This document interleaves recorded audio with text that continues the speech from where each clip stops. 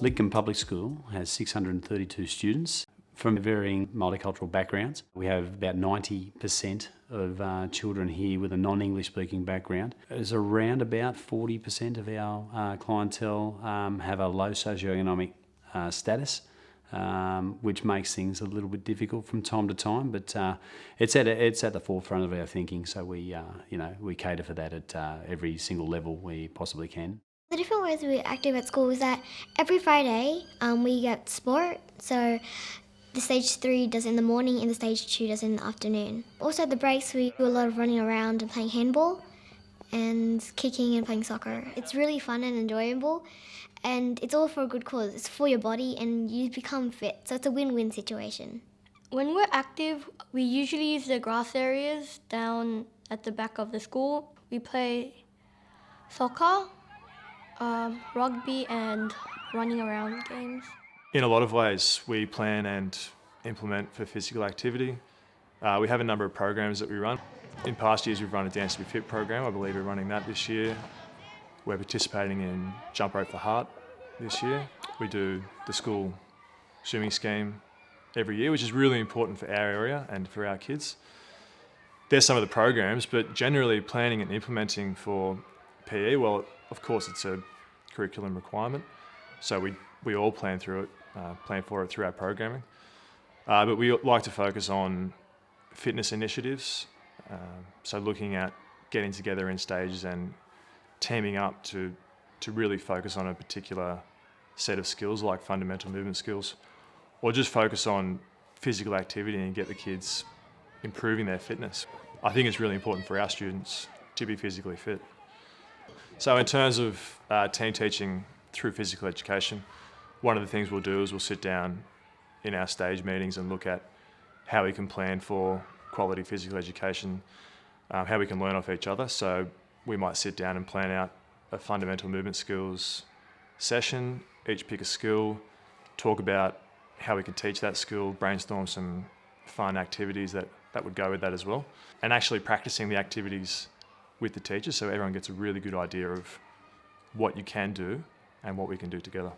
One of the very first things we did was present a staff workshop on fundamental movement skills, and that just showed what the fundamental movement skills are, why they're important, and how we can implement them into our physical education lessons. And probably the most beneficial part of that workshop was actually taking everybody outside and showing them the different lessons that you can implement. And we all had a go at playing the games and doing the different skills, and everyone could see how easy it is to incorporate into the lessons.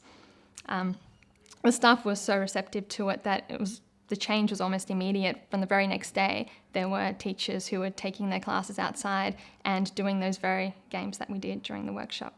Our school is very active in PSSA sport. Within our zone, we're in the Auburn zone schools area that consists of 12 schools. 10 of those schools participate in PSSA sport. The sports that we offer through the zone are AFL, cricket, T-ball and softball in the summer. In winter we do soccer, netball, league tag for boys, league tag for girls and Newcombe ball. The challenges we face with implementing physical activity, of course, stems from, first and foremost, the child's home life. We have a number of children here that are tutored after school or on the weekends, and therefore they don't get the participation in weekend sports or those sorts of things, which is a shame because I think it's a very, very powerful part of our lives. So there's that arm to it. There's the low socioeconomic side to our community that I mentioned before. A difficult school site with not a lot of playground space, and our numbers are burgeoning, and so I'm working with the department at the moment in working out ways in which we don't lose our playground space. But despite the challenges, I feel we've done very, very well with physical activity in the school and results outside. So a skills program for kindergarten is extremely important.